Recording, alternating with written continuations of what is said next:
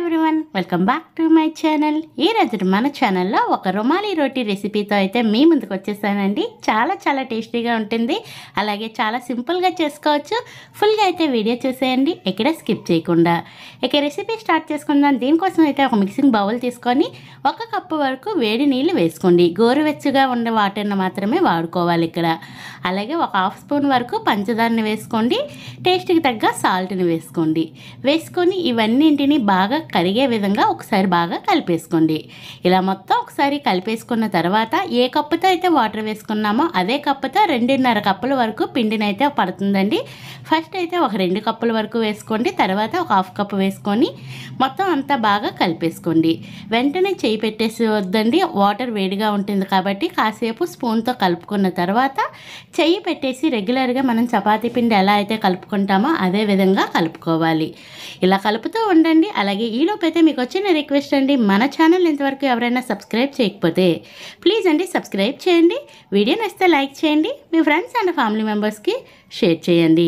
ఇలా కలుపుకున్న పిండిని ఒక పావు గంట సేపు పక్కన పెట్టేయండి. పక్కన పెట్టేసిన తర్వాత పావు గంట తర్వాత ఇలా మీడియం సైజ్ నిమ్మకాయ సైజ్ అంత బాల్స్ని అయితే తీసుకొని రెగ్యులర్గా చపాతీ ఎలా రోల్ చేసుకుంటామో అదే విధంగా కాస్తంత పలుచగా రోల్ చేసుకోవాలి. వీడియోలో చూపిస్తూ ఉన్నాను చూడండి. నేను ఇక్కడ వాడేది మైదా పిండి కాబట్టి ఈజీగానే ఇలా స్ప్రెడ్ అయిపోద్దండి. రెగ్యులర్గా చేసుకోమని అయితే చెప్పను, కానీ అప్పుడప్పుడు చేసుకోవడం అయితే కనుక బెటర్ అని నేను అనుకుంటున్నాను. ఎందుకు అంటే మనం కావాలి అంటే రెస్టారెంట్లోకి వెళ్ళి తింటాం కదండి, అదేవిధంగా ఇంట్లో చేసుకుంటే మరి కాస్త హెల్తీగా చేసుకోవచ్చు. ఇలా రోల్ చేసుకున్న తర్వాత ఆయిల్ అప్లై చేసేసి నేను వీడియోలో చూపించిన విధంగా ఫోల్డ్ చేసుకోండి. ఫోల్డ్ చేసుకొని మళ్ళీ పైనుంచి ఒక 3 డ్రాప్స్ అయితే కనుక ఆయిల్ వేసుకొని మొత్తం అంతా స్ప్రెడ్ చేసేయండి. స్ప్రెడ్ చేసేసి ఈ విధంగా ఒక బాక్స్ టైప్లో వచ్చే విధంగా అయితే కనుక ఫోల్డ్ చేసేయండి. అన్నింటినీ ఇదే విధంగా చేసుకున్న తర్వాత మీకు ఒక్కసారి చూపిస్తానండి. ఇలా అన్నీ ఇదే విధంగా అయితే కనుక రెడీ చేసి వేసుకొని పక్కన పెట్టేయండి. ఇందులో నుంచి అయితే ఒక స్క్వేర్ని తీసుకొని మళ్ళీ అయితే చపాతీ కర్రతో రోల్ చేసుకోండి. పొడిపిండి ఏమీ జల్లవలసిన అవసరం లేదు, ఎందుకంటే ఆయిల్ అప్లై చేశాం కదా, దానివల్ల ఈజీగానే రోల్ అయిపోద్ది. నేను వీడియోలో చూపించిన విధంగా చపాతీని అయితే కనుక రోల్ చేసుకోండి, రుమాలి రోటీని. ఇది పల్చగా చేసుకుంటే టేస్ట్ బాగుంటుందండి, మందంగా అయితే మరీ అంత టేస్టీగా ఉండదు. మీకు వీలైనంత పలుచగా చేసుకొని అలాగే ఈలోపు అయితే స్టవ్ వెలిగించుకొని ఒక దోశ పెనం పెట్టుకొని దానిపైన అయితే కాస్తంత ఆయిల్ అప్లై చేసేసి ఆయిల్ వేడైనాకైతే కనుక మనం రెడీ చేసి పెట్టుకున్న రుమాలి రోటీని వేసేయండి. వేసేసినాక 1 సైడ్ బాగా కలర్ వచ్చినాక కాస్తంత రెండో వైపు కూడా టర్న్ చేసుకుంటూ 2 వైపులా మంచి కలర్ వచ్చేంత వరకు లోన వరకు కుక్ అయ్యేంత వరకు దీన్ని అయితే medium to high flame adjust చేసుకొని బాగా ఈ పరాటాని కుక్ చేసుకోవాలి.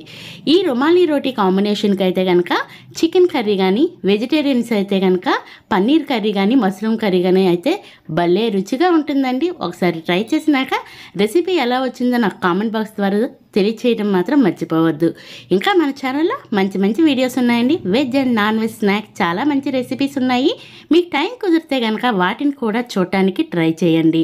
అలాగే మీ వాల్యుబుల్ కామెంట్ని మాత్రం ఇవ్వటం మాత్రం మర్చిపోవద్దు. ఇలా 2 వైపులా మంచిగా ఇలా కలర్ వచ్చేంత వరకు అటు ఇటు తిప్పుతూ ఫ్రై చేసుకోవాలి. మనం ఆల్రెడీ అప్పుడు రోల్ చేసినప్పుడు ఆయిల్ వేసాం కాబట్టి పెద్దగా ఆయిల్ ఏమీ పట్టదండి. కొన్ని ఫ్యూ డ్రాప్స్ వేసుకొని 2 వైపులా కాల్చుకొని వీటిని సర్వ్ చేసుకోండి. మార్నింగ్ చేసుకున్నా కానీ నైట్ వరకు చాలా సాఫ్ట్గా ఉంటాయి. ఇలా ఒకసారి ట్రై చేసినాక రెసిపీ ఎలా వచ్చిందో కామెంట్ బాక్స్ ద్వారా తెలియచేయండి. ఫైనల్లీ మన రెసిపీ అయితే రెడీ అయిపోయింది. Thank you for watching. Please do subscribe.